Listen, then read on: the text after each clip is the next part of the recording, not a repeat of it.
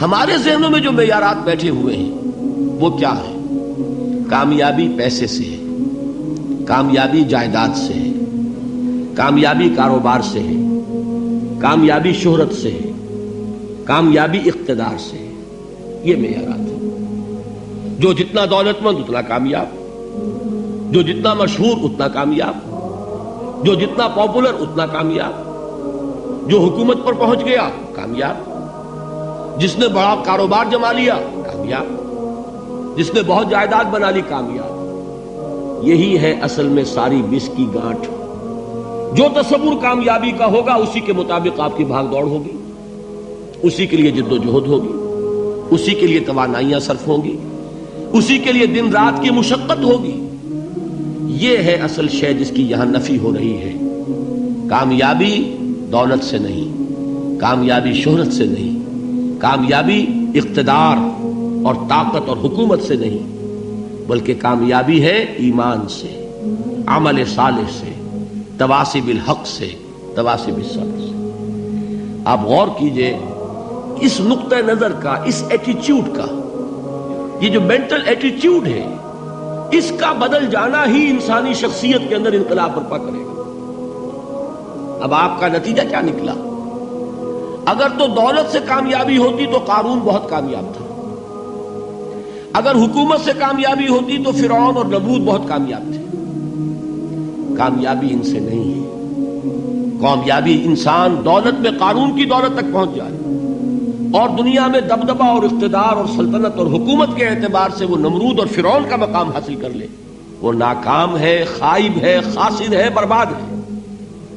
اور ابو ذر غفاری کامیاب ہے، چاہے ان کے پاس کچھ نہیں تھا، جھونپڑی تک نہیں تھی، کوئی گھر نہیں تھا. حضور نے فرمایا ہے اللہ کے کچھ بندے ایسے ہوتے ہیں جو کسی محفل میں جانا چاہیں تو انہیں اجازت نہ ملے، جو کہیں اگر رشتہ کرنا چاہیں کوئی ان سے رشتہ کرنے کو تیار نہ، کہیں کوئی سفارش کرنا چاہے تو ان کی کوئی بات ہی نہ سنے. لیکن اللہ کے ہاں ان کا وہ مقام ہے کہ اگر بھولے سے بھی کسی بات پر قسم کھا بیٹھتے ہیں تو اللہ ان کے قسم کی لاج رکھتا ہے. یہ ہے فرق. یہ جان لیجیے اچھی طرح. اس بات کا مان لینا آسان، اس پر سبحان اللہ کہنا آسان، لیکن اس کے مطابق آپ کے اپنے ذہن کا بدل جانا بہت مشکل. اس لیے کہ ہم متاثر ہوتے ہیں اپنے ماحول سے. وہ بڑا محل ہے، دیکھ کر ایک دفعہ جھجری آتی ہے، وہ بڑی سی 20 فٹ لمبی کار سناٹے کے ساتھ آپ کے پاس سے گزر گئی. ایک دفعہ اعصاب کے اندر ارتعاش ہوتا ہے، محسوس ہوتا ہے بڑے یہ نصیبے والے لوگ ہیں، بڑے خوش نصیب، بڑے کامیاب. حالانکہ کچھ معلوم نہیں کہ یہی سب سے بڑی بد نصیبی ہو سکتا ہے کہ یہی سب سے بڑی ناکامی ہو. اگر ذہنوں میں یہ بات بیٹھ جائے کامیابی کس شے سے. یہی وجہ دیکھیے قرآن مجید میں بارہا آپ دیکھیں اولئک هم المفلحون، یہ ہے لوگ کامیاب ہونے والے. آج یہ آپ نے نماز میں وہ آیات سنی، یا ایھا الذین آمنوا ارکعوا واسجدوا واعبدوا ربکم وافعلوا الخیر لعلکم تفلحون. اے ایمان والو، رکوع کرو، سجدہ کرو، اپنے رب کی پرستش اور بندگی کرو اور اچھے کام کرو تاکہ تم کامیاب ہو جاؤ. تو کامیابی کن چیزوں سے ہے؟ یہ ہے سب سے بڑا سبق. یہ ہمارے دل میں اگر بات بیٹھ جائے، ٹھک جائے، تو زندگی بدل جائے گی. صبح و شام بدل جائیں گے، نقشے بدل جائیں گے، بھاگ دوڑ کا رنگ بدل جائے گا، ویلیو سٹرکچر بدل جائے گا. آج وہ ایک چیز نہایت اہم نظر آ رہی ہے، کل نہایت غیر اہم نظر آئے گی.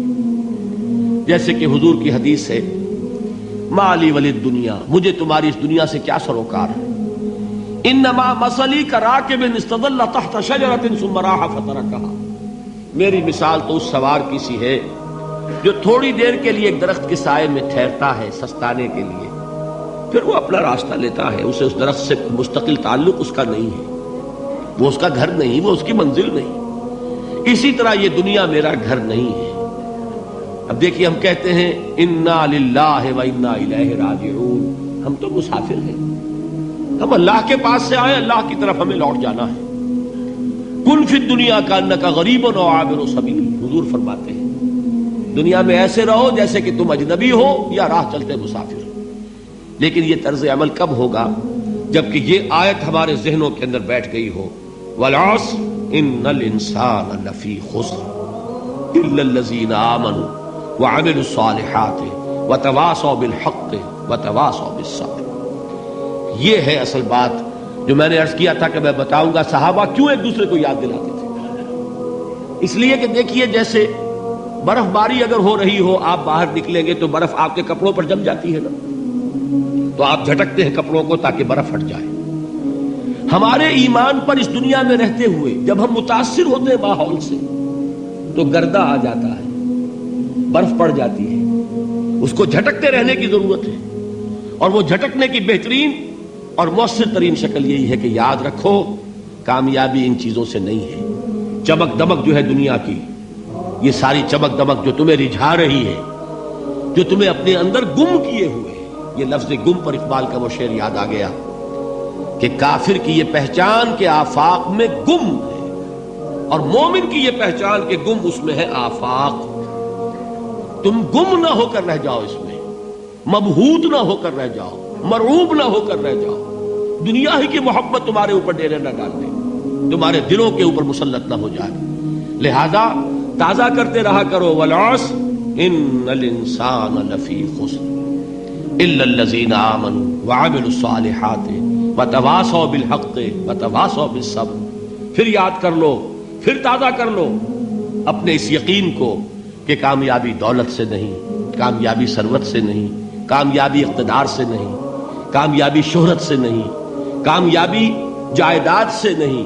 کامیابی ہے ایمان سے، کامیابی ہے عمل صالح سے، کامیابی ہے تواصی بالحق سے، کامیابی ہے تواصی بالصبر سے. یہ چار چیزیں ہیں کہ جو کامیابی کے لوازم. اگر ویڈیو اچھی لگی ہوگی تو سبسکرائب کرنا اور پیارا سا کمنٹ کرنا.